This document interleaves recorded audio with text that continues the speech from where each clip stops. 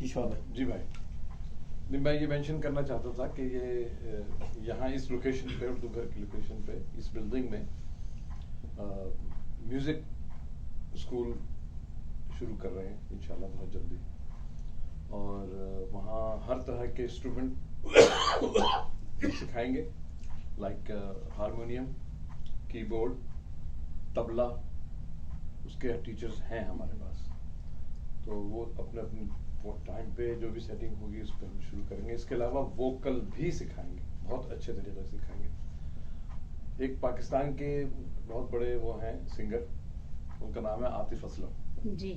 تو عاطف اسلم کے ساتھ جو 7-8 سال سے جو کام کر رہے ہیں، تو وہ اب یہاں موجود ہیں. اب وہ یہاں موو ہو گئے. وہ کیوں موو ہو گئے کہ میری بیٹیا کی شادی اس سے ہوئی ہے، اور وہ ریڈیو پہ بھی کام کرتا ہے، وہ ریڈیو پہ بھی 2 گھنٹے دے رہا ہے اس وقت. اور اس کے علاوہ وہاں پاکستان میں وہ بیکن اسکول اور بہت سے اسکولوں میں وہ ٹیچنگ کرتا تھا. بیکن جو بھی ہے، میری انگلش اور اردو دونوں ایسی ہیں. تو کس انسٹرومنٹ کے اوپر سب آتے ہیں ماشاء اللہ، اس کو بہت سارے آتے ہیں. اور کہ ایون دو جو ستار ہوتا ہے وہ بھی جانتا ہے بجانا، اور ہارمونیم تو اور کی بورڈ تو ون آف دا بیسٹ ہے. وہ جو عاطف اسلم میں جو وہ گائی قوالی جو گائی ہے بڑی مشہور ہے، اس میں مین ہارمونیم کا کام ہے، اور ہارمونیم اس نے بجایا ہے. ہاں ماشاء اللہ. تو he is very talented, he is very nice boy. اسی لیے میں نے اس کو پک کیا. میں نے پک کیا، میری بیٹی نے نہیں پک کیا، میں نے پک کیا. اور الحمدللہ they are both are happy, very happy. تو لیکن اس کا مین جو وہ ہے کراچی کا، لیکن اس کا مین مقصد اس کا، کیونکہ شروع سے ہی وہ میوزک میں ہے، میوزک میں ہی پڑھا ہے، میوزک میں ہی وہ وہاں پہ کئی یونیورسٹی سے اس نے پاس کیا ہوا ہے. اور اپنا کراچی میں 2-3 اسکولوں میں وہ ٹیچنگ کرتا تھا. اس کے علاوہ کوک اسٹوڈیو کے لیے اس نے 27-28 گانوں میں میوزک دیا ہے. میوزک سے دیا سے مراد یعنی کہ اس جو انسٹرومنٹ میں اس نے کام کیا ہے. اور ابھی عاطف اسلم کے ساتھ جو ہے وہ 19 شو کیے ہیں. ارسلان ربانی. اگر آپ یوٹیوب پہ جائیں گے تو آپ کو بہت سی چیزیں ملیں گی. تو وہ اس طرف اس کا دھیان ہے کہ میں یہ کرنا چاہتا ہوں. تو ارسلان ربانی یہاں بیسک میوزک ٹیچر ہوں گے ہمارے. میوزک کے ٹیچر ہاں وہ ہوں گے. اور اس کے علاوہ ووکلسٹ کون ہوگا؟ ووکلسٹ بھی وہ خود ہے، بہترین ووکلسٹ ہے وہ. اگر آپ یوٹیوب پہ اگر آپ دیکھیں گے ارسلان ربانی دیں گے تو آپ کو سمجھ میں آئے گا کہ یہ کیا آواز ہے. یہ تو بہت، بلکہ بیک پہ جب وہ اسٹیج پہ جب اس کے ساتھ ہوتا ہے تو بیک پہ بیک اپ وہ کر رہا ہوتا ہے، کیونکہ ہر چیز وہ نہیں گا رہا ہوتا، پیچھے وہ گا رہا ہوتا ہے، وہ ہیلپ کر رہا ہوتا ہے.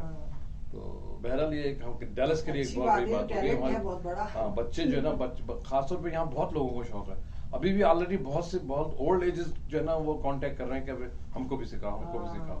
اور وہاں اس کے کئی وہ ہیں اسٹوڈنٹس یہاں تو بہت، مطلب یہاں تو ملتا نہیں نا کوئی ایسا سکھانے والا. ہاں ہیں اسٹوڈنٹ یہاں پر، لیکن وہ اتنا لوگوں کے لیے کنوینئنٹ نہیں ہے. تو یہاں ڈاکٹر صاحب نے خود کہا ہے مجھ سے کہ کہاں لے کے آؤ، سوال کرو. تو انشاءاللہ ایک نئی چیز ہوگی. جی فیس کا وہ خود ہی وہ تو آپ ان کا نمبر وغیرہ سب میں شیئر کر لوں گا بعد میں. تو وہ ڈائریکٹ ان سے بات، میں نہیں انوالو ہو رہا ان چیزوں میں کیا، کیونکہ اب اس کی اپنی وہ ہے. لیکن بہت زیادہ نہیں ہوگی، معقول ہوگی. تو انشاءاللہ ڈیلس کے لیے ایک اچھی وہ ہے. جن لوگوں کو شوق ہے، جن لوگوں کو شوق ہے، بہت لوگوں کو شوق ہے، جس میں میں بھی شامل ہوں. رات بھی 2 بجے تک ہم نے پروگرام کیا ہے. اور وہاں جب پروگرام میں تھا اس کو لے گیا تھا میں، تو وہ مستقل یہ کہا گیا کہ آپ بیٹھ جائیں، کرنے دیں اس کو. نہیں اس کو وہ بہت اوپر ہے، بہت اوپر ہے. لیکن چونکہ وہ اس کے ساتھ اٹیچڈ ہے تو وہ زیادہ اپنے آپ کو وہ نہیں کر سکتا. تو اب وہ اوپن ہے. ہمارے ملک میں مسئلہ یہی ہوا ہے کہ جو صحت مند تفریح ہے اس سے لوگوں کو دور کیا گیا. بالکل. اور اسی وجہ سے یہ جو بہت زیادہ شدت پسندی اور اس قسم کی چیزیں معاشرے میں آ گئیں. یہ سمجھے اب یہ کہتے تھے میوزک کو یہ تو حرام ہی ہے. تو ہم نے 6-7-8 سال پہلے جو لوک ورثہ ہے پاکستان کا، اس میں ایک آئی تھی فاضیہ سعید، ان کو یہ آئیڈیا دیا گیا، ہم نے دیا. हमारी बहन सारा निगार नईम फातिमा भी बहुत मशहूर। अच्छा, आप उन्हें जानते हैं? नहीं, मेरी बहन है, समझ ले मेरी बहन की तरह बेस्ट फ्रेंड है मेरी। अच्छा। ये थी हमारे बड़ा, हम इकट्ठे पिछले 30 साल से लगे, ओके। एक ही जगह रहते हैं। अच्छा, तो हालांकि उनकी फील्ड नहीं थी ये बिल्कुल, तो आइडिया हमने दिया कि open mic programme. Open mic, तो ओपन माइक प्रोग्राम लोक विरसे में शुरू किया गया, टैलेंट हंट। तो उसमें हर थर्सडे को तो आते थे लोग ये करने के लिए, क्या कहते हैं उसको, टेस्ट, हाँ, उनका ऑडिशन ऑडिशन के लिए। और फिर संडे को उनसे करवाया वहीं जाता। पर जो बच्चे और बच्चियां अच्छे लगते थे उसमें उनको वो करते थे, परफॉर्म करते थे लोग, और बेतहाशा लोग वहाँ जमा होने शुरू हो गए। कोई फीस नहीं थी, कुछ नहीं था, सिर्फ ये था कि आपकी डेडिकेशन। तो उस नतीजे में आज अल्हम्दुलिल्लाह एक ऐसे 8-10 नौजवान और बच्चे बच्चियां तैयार हो गए हैं कि वो अपना नाम पैदा कर रहे हैं। तो ये चीज़ें होती हैं माशरे में कि बहुत अच्छा सेहतमंद तफरीह जो है तो वो मुहैया की जाए। हालांकि हम तो बहुत ज़्यादा मज़हब की तरफ है, लेकिन मैंने अपने घर में भी बहुत सारी म्यूज़िक की महफिलें करवाई और उसमें वॉलंटियर्स बहुत हैं हमारे इस शौक की वजह से। हाँ, हमारे शौक मतलब की एक वजह से। कमोडोर हैं, हाँ। इतना बेहतरीन हारमोनियम बजाते हैं और इसी तरह तबला बजाते हैं और वो लोग तो मैं आपको एक बड़ी अच्छी बात बताऊं, खास तौर पे यहाँ इस मुल्क में हम जहाँ से आए, पाकिस्तान से जहाँ आए हैं, जिस तरीके से हम ग्रो अप हुए हैं वहाँ पे, और जो माहौल मिला है, और हमको कंपनियां मिली हैं, हमारे अपने रिश्तेदार मिले, कज़न मिले, चाचा मिले, मामा मिले, उनके साथ हम हर हफ्ते कुछ ना कुछ हम करके बैठते थे। यहाँ हमारे बच्चों के साथ ये बहुत बड़ा मसला है कि वो करे क्या, करे क्या। फिर अच्छा, अगर हम दोस्त ना बने उनके, तो फिर वो बाहर जाके वो कोई भी दोस्त बना सकते हैं, और हमको पता नहीं कि यहाँ से स्टेप करके बाहर चले गए, कहाँ गए वो। तो अल्हम्दुलिल्लाह हमारे घर में ऐसा हुआ कि हमारी बीवी ने बड़ा बच्चों को बिल्कुल दोस्तों की तरह रखा, बेटियों को दोस्तों की तरह बना के, सहेली बना के रखा। और उनके सर्कल में जो उनकी दोस्तें थी, तो उनके बच्चे भी साथ में। तो आपको मैं आज बताऊं कि आज जब हम बैठते थे तो बच्चे देखते थे कि ये क्या हो रहा है, ये क्या कर रहे हैं। हुआ ये कि वो बच्चे जो है ना, इस घर का बच्चा, उस घर का बच्चा, सब मिलकर बैठ के अब हमारी कॉपी करने लगे। आज ये सूरत हाल है कि हमारे 4-5 बच्चों घरों के बच्चे जो है ना, वो जब एक दफा जब कहीं बैठते हैं और कुछ करते हैं ना, तो हम लोग ऐसे करते हैं कि ये क्या हो रहा है, हमसे अच्छा तो ये लोग कर रहे हैं। कोई टेबल पे बैठा हुआ है, टेबल बजा रहा है, कोई किसी ने बर्तन ले आया, एक ने जनाब वाला ये खाली बोतल ली, इसके अंदर दाल डाली और जना के उसको उसने क्रिएट कर दिया म्यूजिक। उसकी बात है ना, शौक। हाँ, अब ये हो गया कि लेकिन हमें ये पता है कि हमारे बच्चे जब घर से बाहर निकलते हैं तो कहाँ जा रहे हैं, किसके साथ बैठ रहे हैं, क्या है। तो अल्हम्दुलिल्लाह बहुत उससे फर्क पड़ा है हम लोगों के, कभी कम से कम टुगेदर है। और हमने देखा है ऐसे दोस्तों के बच्चों को देखा है, they are not in control. तो अल्हम्दुलिल्लाह इसका म्यूजिक का जो हमको तो ये बताया गया कि डाला जाएगा, लेकिन ऐसा कुरान शरीफ में कहीं नहीं है, बिला वजह का वो है।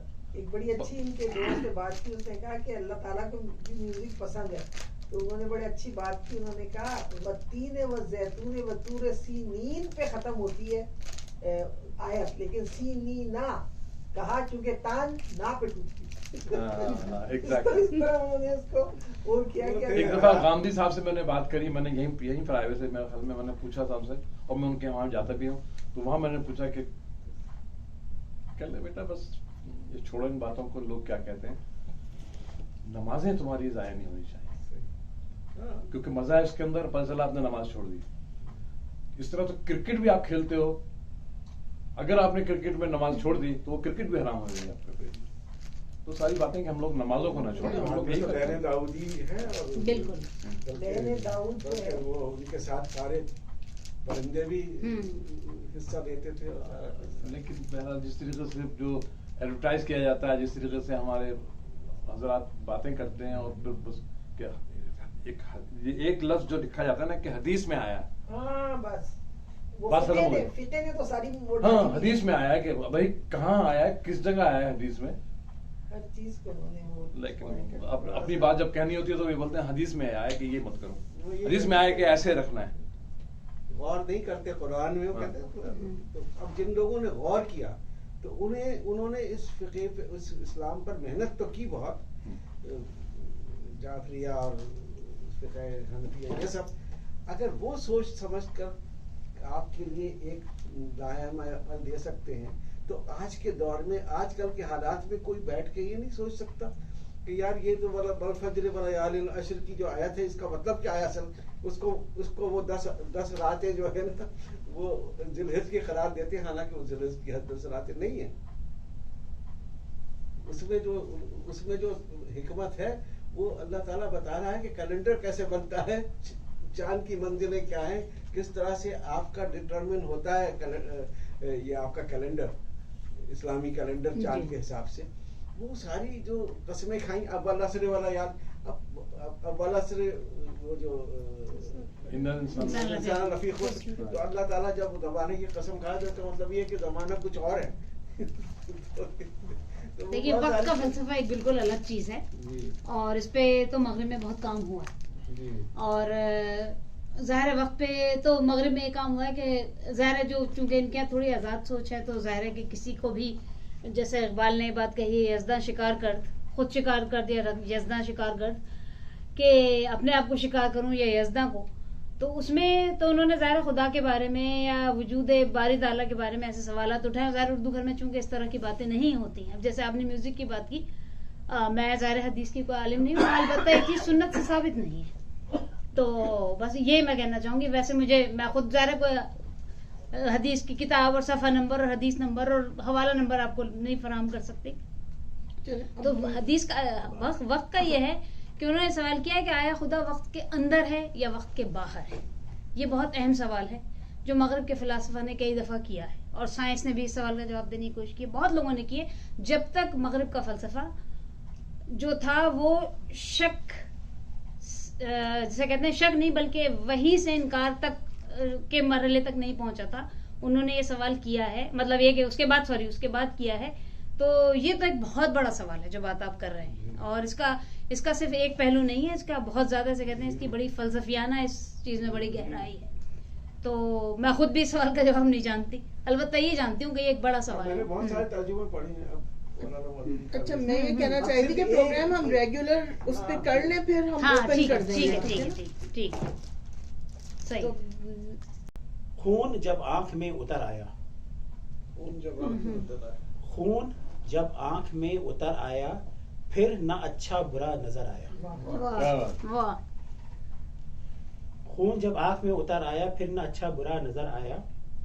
हर गिरा शख्स वक्त आने पर, हर गिरा शख्स वक्त आने पर अपनी औकात पर उतर आया।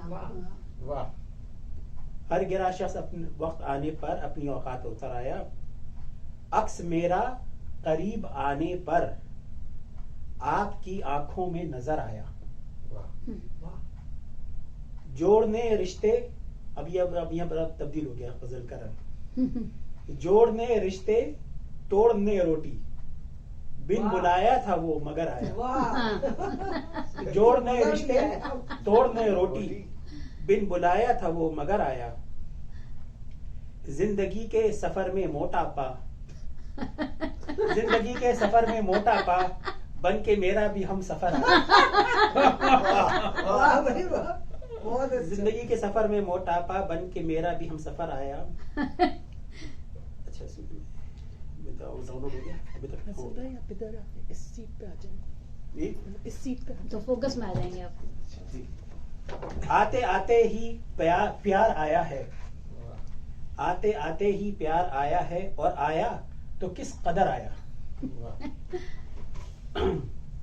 वो तो बीवी नहीं थी साली थी, वो तो बीवी नहीं थी साली थी, जब लगा चश्मा तब नजर आया।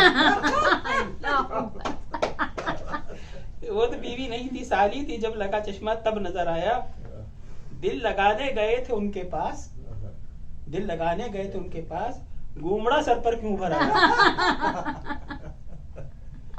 गुमड़ा सर पे क्यों भराया? देर तक बज़्म में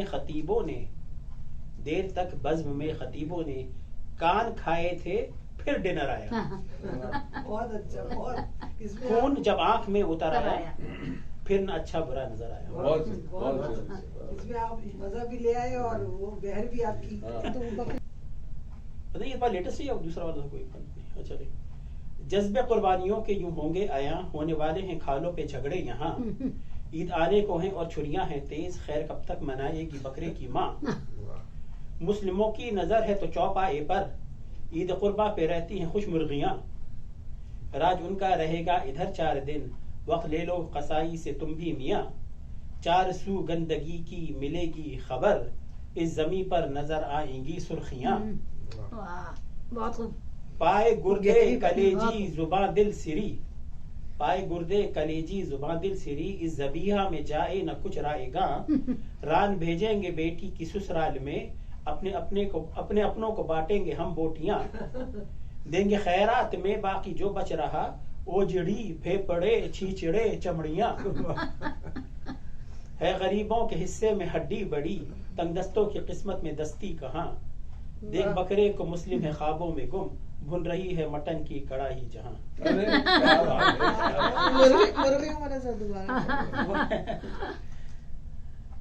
वो है मुस्लिमों की नजर है तो चौपाए पर, ईद कुर्बा पे रहती हैं खुश मुर्गियां। खुश मुर्गियां।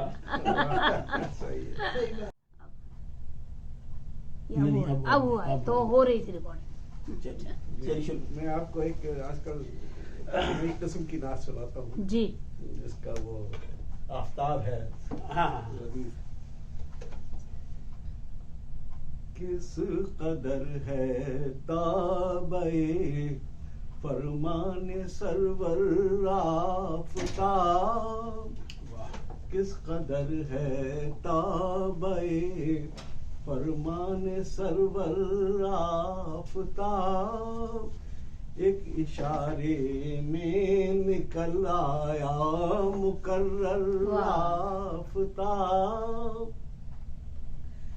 एक इशारे में निकल आया मुकर्रर आफ्ताब। और हर सहर के वक्त लेकर गोहर हाय नुजूम, हर सहर के वक्त लेकर गोहर हाय नुजूम। रोज़े अक़दस पे करता है निछावर आफ्ताब, हर सहर के वक्त ले कर गोहर हाय नुजूम। रोज़े अक़दस पे करता है निछावर आफ्ताब, और दिन को करता है तवाफ़े रोज़े खैरुल वरा।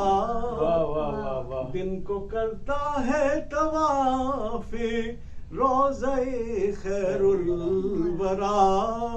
चांद तारों की लड़ी बुनता है शब्बर आफ्ताब, दिन को करता है तवाफ़े रोज़े खैरुल वरा।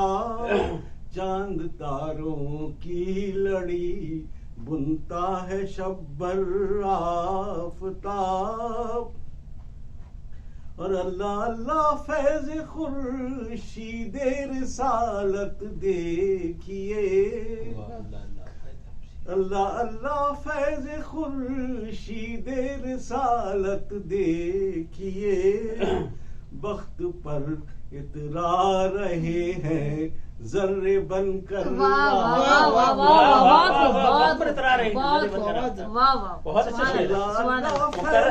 खुर्शीदे रिसालत देखिए।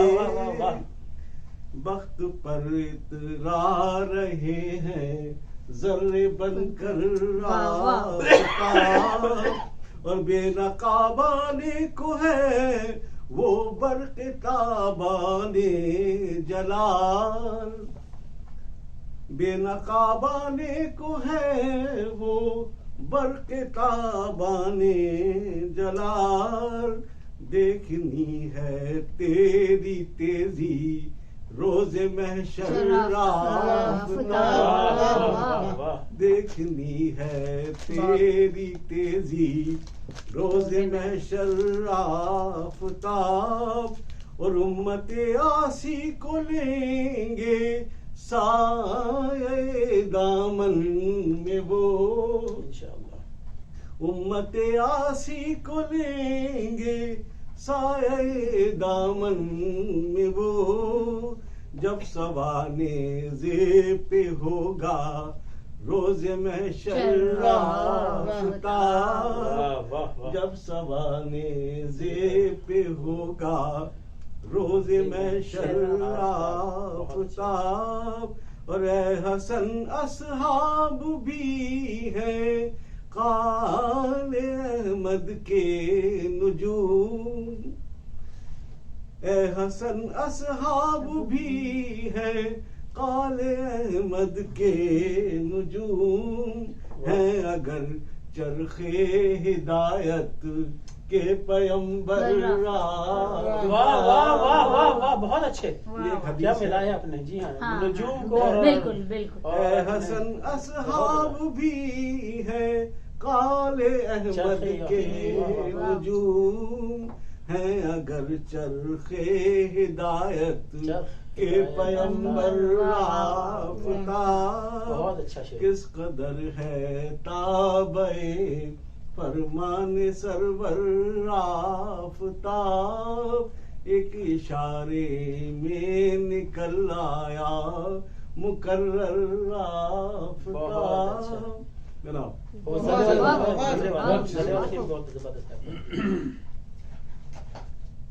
دوبارہ سنائیں ذرا جب سوال یعنی ذرہ بن کے اپنے وقت پر اترا رہا ہے ذرہ بن کے آفتاب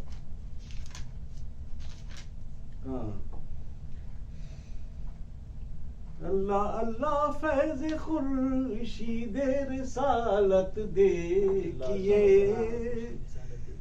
بے اللہ اللہ فیض خورشید رسالت دیکھیے بخت پر اترا رہے ہیں ذرے بن کر آفتاب وقت پر اترا رہے ہیں ذرے بن کر آفتاب بہت پیارا مصرع ہے آپ کا صاحب یہ اتنا خوبصورت مصرع تو نعت سے باہر بھی نکال سکتے ہیں مدرس کو وقت پہ اترا رہے ہیں بن کے ذرے آفتاب بہت خوبصورت مصرع تھا آپ کا یہ مزہ آ گیا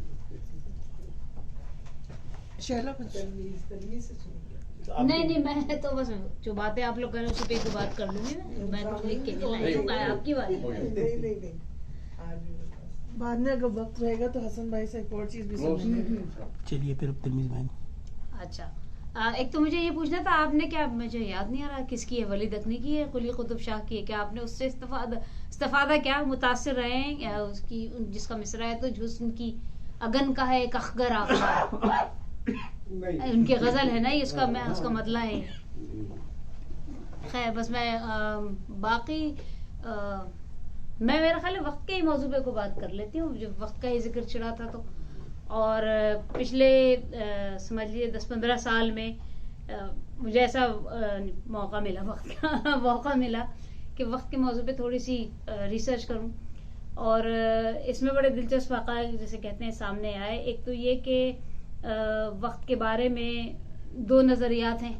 وقت کی ایک تو سب سے پہلی بات تو یہ کہ وقت کی اپنی جو ڈیفینیشن ہے یا جو توضیح ہے وہ یہ ہے کہ وقت جو ہے وہ ایک کوئی حقیقت نہیں رکھتا. یہ صرف انسان کے دماغ میں ایک ایلیوژن یا ڈیلیوژن آپ کہہ لیجیے وہ ہے.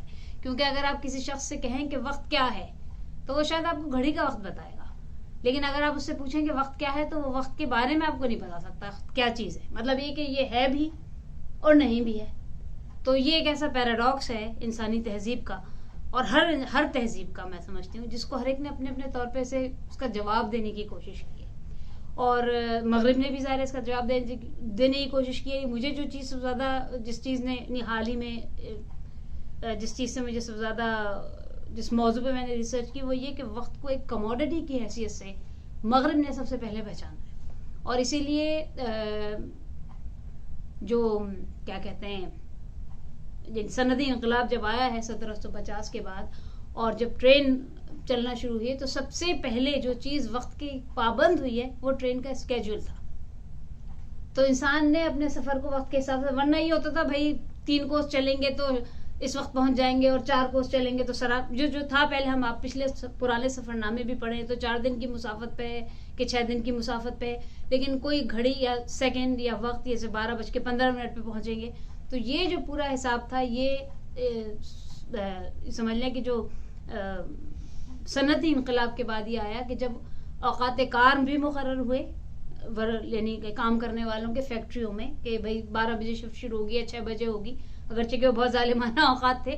18 گھنٹے کی شفٹ بغیر کسی وقفے کے, جس میں باتھ روم کا بھی کوئی بریک نہیں, جس میں کسی قسم کا کوئی بریک نہیں, کوئی پینشن نہیں, کوئی چھٹی نہیں, کوئی جسے کہتے ہیں کوئی بینیفٹس نہیں, کچھ نہیں, جس کی وجہ سے کارل مارکس کی یہ پیشن گوئی تھی کہ اب صنعتی یہ کیا ہے سرمایہ اشتراکی جو انقلاب ہے وہ آیا چاہتا ہے ان ساری چیزوں کو مد نظر رکھ کے بہرحال اس نے کہا تھا. تو میں یہ کہہ رہی ہوں کہ وقت کو ایک کموڈٹی کی حیثیت سے سب سے پہلے مغرب نے ہی اس کو پہچانا اور اس کو متعین کیا. اور اسی لیے آپ دیکھیں کہ اس معاشرے میں ہمارے یعنی انگریزی میں بڑا مشہور محاورہ ہے, سیئنگ ہے بلکہ, ٹائم از منی. اور اسی لیے ہے کہ وقت کے حساب سے آپ پیسے کو بھی ناپ سکتے ہیں. اگر میرے 2 گھنٹے کا نقصان ہوا ہے تو اگر مجھے 10.45 پر آور مل رہے ہیں یا جتنے بھی مل رہے ہیں تو میرے اتنے پیسے ضائع ہوئے اگر میرے 2 گھنٹے ضائع ہوئے تو یہ اس چیز کا انکشاف مجھے اس وقت ہوا جب میں اس موضوع پہ ریسرچ کر رہی تھی. ویسے یہ کہ وقت کا, جیسے میں نے پہلے بھی کہا تھا کہ فلاسفہ نے اس بات کا جواب دینے کی کوشش کی ہے کہ خدا وقت کے اندر ہے کہ وقت کے باہر ہے, اور ظاہر ہے کہ یہ ایسا معمہ ہے فلسفے کا جس کا کوئی جواب نہیں دے سکا. دوسرا ایک جو بہت اہم ایسپیکٹ ہے وقت کا یا پہلو ہے وہ یہ ہے کہ وقت کی ترتیب کو 2 طرح سے ناپا گیا ہے, وقت کی گردش کو 2 طرح سے ناپا گیا ہے یا سمجھا گیا ہے. ایک تو اس کی ہے دائرہ وار گردش اور دوسری گردش ہے لینئر یا مستقیمی. تو دائرہ وار گردش یہ ہے کہ ظاہر ہے کہ موسم آتے ہیں ہر سال, وہی سردی, وہی گرمی, وہی خزاں, وہی بہار, وہی بارشیں, وہی برف, وہی جیسے اس وقت گرمیاں ہیں یہ اگلے سال بھی آئیں گی, پچھلے سال بھی تھیں, 50 سال پہلے بھی تھیں. یہ وقت کی دائرہ وار گردش ہے جس کے اندر ہم سارے موسموں کو اور زندگی کے ایونٹس کو دیکھتے ہیں کہ وہی چیز پلٹ پلٹ کے آتی ہے. یہ ایک نظریہ ہے. دوسرا نظریہ ہے وقت کی مستقیمی گردش کا کہ ایک چیز اگر ایک دفعہ ہو گئی ہے, اور یہ بات بھی سچ ہے, وہ دوبارہ نہیں ہو سکتی. مثلا یہ کہ میں ایک دفعہ ہی تھی میٹرک میں, بس میں بتانا چاہتی سپلیمنٹری خیر مذاق کی بات ہے, لیکن میں مطلب آپ ایک ہی دفعہ ہو سکتے ہیں انٹر میں, آپ ایک ہی دفعہ 18 سال کے ہو سکتے ہیں, آپ ایک ہی دفعہ 21 سال کے ہو سکتے ہیں, آپ 2 بار 21 سال کے نہیں ہو سکتے, تو اگلے سال آپ 22 کے ہوں گے. تو یہ وقت کی مستقیمی گردش ہے, اور ظاہر ہے کہ جیسے زندگی دنیا میں جو واقعات رونما ہوئے ہیں وہ سب مستقیمی گردش ہے. مثلا یہ کہ 1918 کا انقلاب آیا, پھر اس سے پہلے پہلی جنگ عظیم ہو گئی تھی, پھر دوسری جنگ عظیم ہوئی, پھر جاپان مطلب یہ کہ جاپان پہ بم گرا, اس کے بعد کولڈ وار کا دور آیا, سرد جنگ کا, اس کے بعد وہ کچھ عرصے رہا, پھر دیوار برلن گر گئی, پھر اس کے بعد جو ہے دوسرا دور آیا, اور اب یہ کہ ایک سپر پاور ہے دنیا. مطلب آپ سیاسی طور پہ دیکھ لیں, معاشی طور پہ دیکھ لیں, کسی طرح سے بھی دیکھ لیں کہ ایک دفعہ جو بات ہو گئی وہ دوبارہ نہیں ہو سکتی. قدرت اللہ شاہ نے بھی ایک دفعہ جیسے لکھا ہے کہ پھل پکنے کے بعد کچا نہیں ہو سکتا, انسان پیدا ہونے کے بعد دوبارہ بچہ نہیں بن سکتا, مطلب جوان ہونے کے بعد دوبارہ بچہ نہیں بن سکتا. تو بس جو ایک بات ایک دفعہ ہو گئی وہ ہو گئی, وہ دوبارہ نہیں ہوگی. تو یہ 2 طریقے ہیں جس سے انسان, مجھے ایسا لگتا ہے کہ وقت کو ڈیفائن کرنا اتنا مشکل ہے کہ انسان نے اپنی زندگی سے بھی اسے ڈیفائن کرنے کی کوشش کی ہے, زندگی کے واقعات سے اسے ڈیفائن کرنے کی کوشش کی ہے, اور موسموں کی ترتیب سے بھی اسے ڈیفائن کرنے کی کوشش کی ہے, لیکن یہ تاحال میرے خیال میں ایک معمہ ہے. تو بس میں یہی کہنا چاہوں گی. بہت اچھی شکریہ.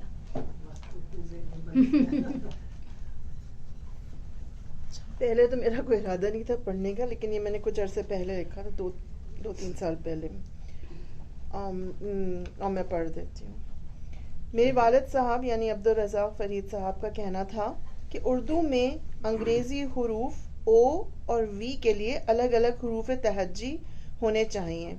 یعنی اگر لام واو لکھا ہو تو یہ لو بھی پڑھا جاتا ہے اور لو بھی, جبکہ یہ دونوں صوتی طور پر منفرد آوازیں ہیں. چند برس قبل سعودی عرب میں قیام کے دوران مجھے پتہ چلا کہ جدید عربی زبان میں وی کی آواز کے لیے الگ حرف استعمال کیا جاتا ہے جس کی شکل فے جیسی ہوتی ہے، مگر اس کے اوپر 3 نقطے ہوتے ہیں. فے اور اس کے اوپر 3 نقطوں کے ساتھ جیسے، تو یہ و کی آواز یہ مراکشی عربی میں بھی استعمال ہوتا ہے، اور کردی میانی یعنی سینٹرل کردش یا سورانی سے مستعار لیا گیا ہے. اب جیسے لام اور اس کے بعد یہ و کی جو ساؤنڈ کے ساتھ ہے، تو یہ ایسا لکھا جائے گا جیسے کہ لام اور فے، مگر فے پہ 3 نقطے ایک نقطے کی بجائے، تو یہ لو پڑھا جائے گا. اسی طرح ویانا اور والوو، اس میں جیسے یہ حرف استعمال ہوتا ہے وہاں پر. اگر اردو میں بھی یہ حرف شامل کر لیا جائے تو ووٹ کو ہم فے پہ 3 نقطے واو اور ٹے اس طرح سے پڑھیں، کیونکہ یہ جو فے پہ 3 نقطے اس کی ساؤنڈ و ہے. اگر اردو میں بھی یہ حرف شامل کر لیا جائے تو ووٹ کو ہم ووٹ اس طرح سے لکھیں گے، 2 واو کی بجائے اس حرف کے ساتھ لکھیں گے. اگر اردو میں بھی اس کے علاوہ بھی چند حروف جدید عربی زبان میں شامل کیے گئے ہیں. اسی طرح اردو زبان میں الف مد آ، جس کو الف ممدودہ بھی کہتے ہیں، اس کو الگ حرف شمار کیا جانا چاہیے. اس کے علاوہ بھی میرے والد صاحب چند جدید حروف تجویز کرتے تھے کہ زبان کے ارتقاء میں ہی اس کی بقا ہے. مجھے خوشی ہے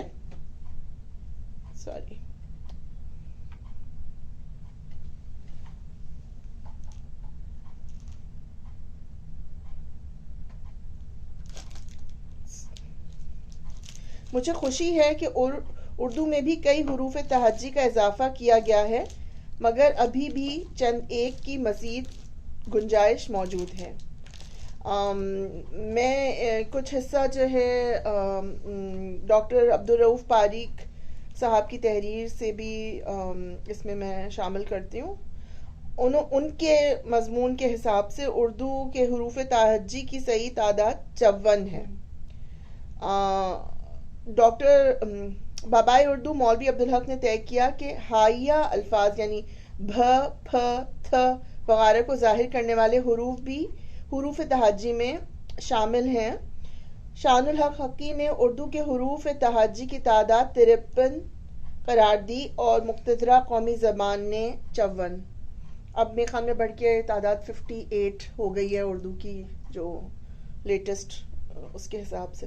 اردو میں کتنے حروف تہجی ہیں اس مسئلے پہ مختلف آراء رہی ہیں، اور آج بھی کچھ لوگ اس سوال کو اٹھاتے رہے ہیں کہ حروف تہجی کا مسئلہ لسانیات اور صوتیات سے جڑا ہوا ہے، اور اس کی روشنی میں اس مسئلے کا جائزہ لینا چاہیے. لسانیات اور صوتیات کے ماہرین کے مطابق حروف تہجی دراصل آوازوں کی علامات ہیں، اور ان کا مقصد کی زبان میں موجود آوازوں کو ظاہر کرنا ہے. 20ویں صدی کے ابتدا میں 20-25 برسوں تک یہی خیال کیا جاتا تھا کہ اردو میں 35 یا 36 حروف تہجی ہیں، اور زمانے کی ابتدا اردو قاعدوں میں، اردو کو سکھانے والی کتابوں میں بھی یہی تعداد لکھی جاتی تھی. البتہ بعض کتابوں میں پہلے مفرد حروف تہجی لکھ کر بعد میں مرکب حروف تہجی لکھے جاتے تھے، جیسے کہ یعنی پہلے الف، بے، پے، تے اس طرح سکھاتے تھے، اور پھر بھ، تھ، پھ اس طرح کر کے سکھاتے تھے، تو جو کہ مرکب حروف تہجی شمار کیے جاتے تھے. تو یہ طریقہ بعض کتابوں میں آج بھی ملتا ہے. اور مرکب حروف تہجی کیا تھے؟ دراصل ہائیہ یا حکاری الفاظوں کو ظاہر کرنے والے حروف تہجی یعنی بھ، پھ، تھ وغیرہ تھے. ان آوازوں کو انگریزی زبان میں ایسپائریٹڈ ساؤنڈز کہا جاتا ہے، اور مغرب میں جدید لسانیات کی بنیادیں سائنس پر استوار ہوئی تو لسانیاتی اور صوتیاتی تحقیق نے یہ ثابت کیا کہ یہ ہائیہ الفاظ یعنی بھ، پھ، تھ وغیرہ دراصل باقاعدہ الگ اور منفرد آوازیں ہیں.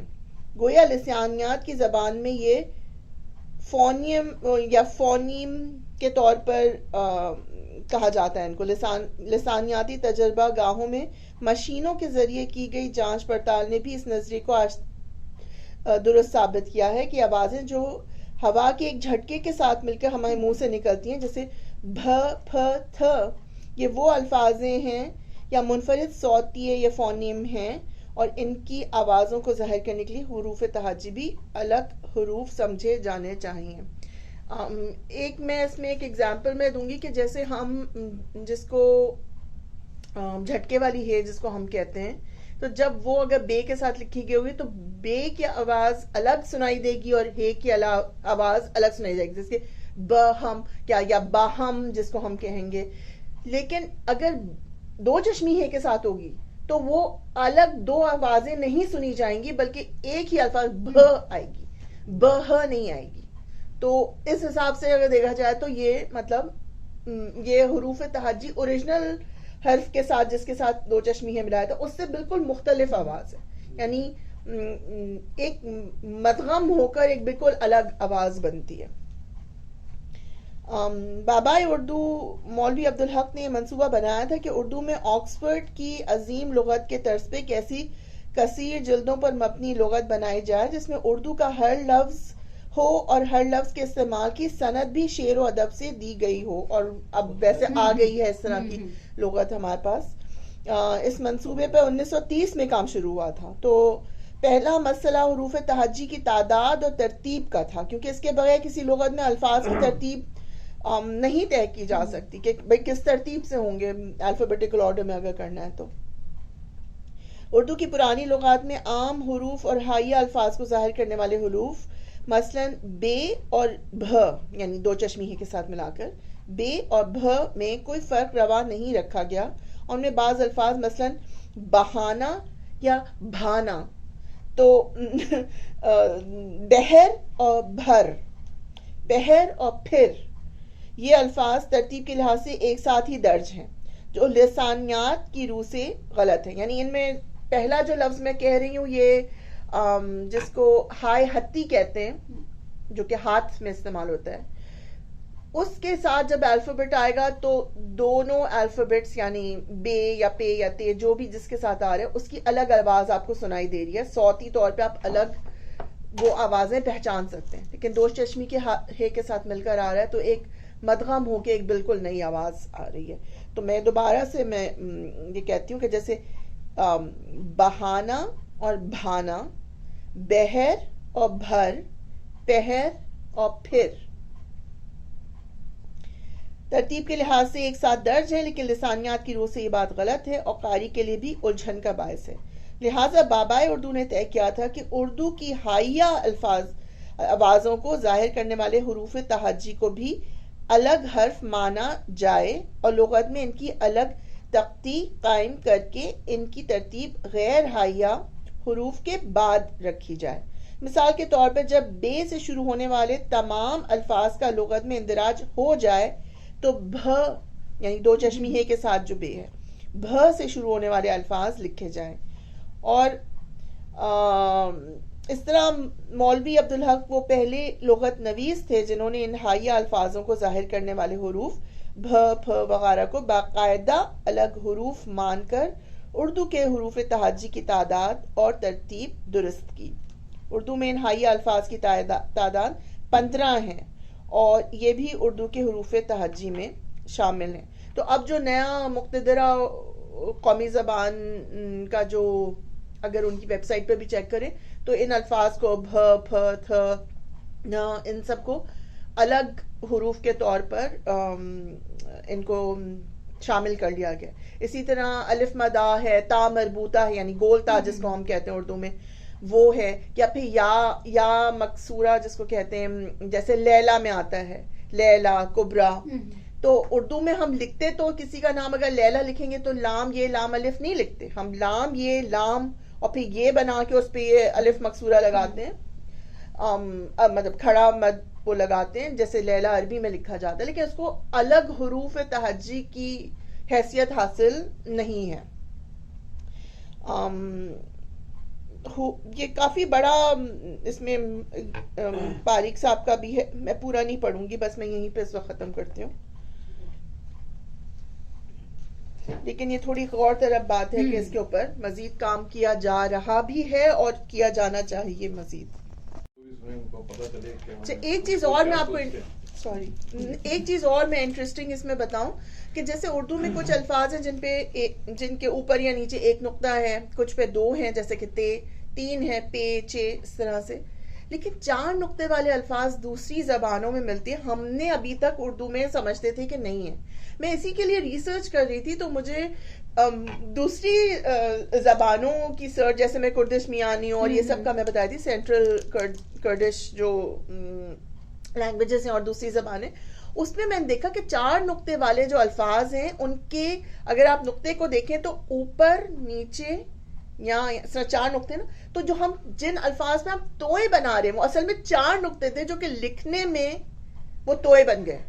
جیسے کہ ڈال, وہ کتابت میں نا اصل میں وہ 4 نقطے ہوتے تھے سارے, جہاں ٹے ہے, اچھا, رے ہے, جیسے کہ اوپر سے نیچے والے کو ملائیں گے, پھر نیچے والے سے ڈائگنل جا کے یہاں والے کو ملائیں گے اوپر دوسرے سیدھے ہاتھ کی طرف, اور پھر نیچے آئیں گے اور پھر یوں کھینچ دیں گے, تو وہ تے بن جاتا ہے. وہ اصل میں 4 نقطے تھے, لیکن اردو میں ہم کبھی کہتے نہیں ہیں 4 نقطے, لیکن جب یہ الفاظ دوسری لینگویجز سے لیے گئے تو ان میں وہ 4 نقطے والے الفاظ اصل میں ان کے اوپر جہاں پہ جو توئے والے ہیں نا, جیسے ڈال ہے, ڑے ہے, اور اسی قسم کی دوسری ساؤنڈز ہیں, ٹے ہے, بالکل. تو یہ ایسے 4 نقطے تھے جو کہ یوں کر کے جوائن کر کے جیسے لکھے گئے.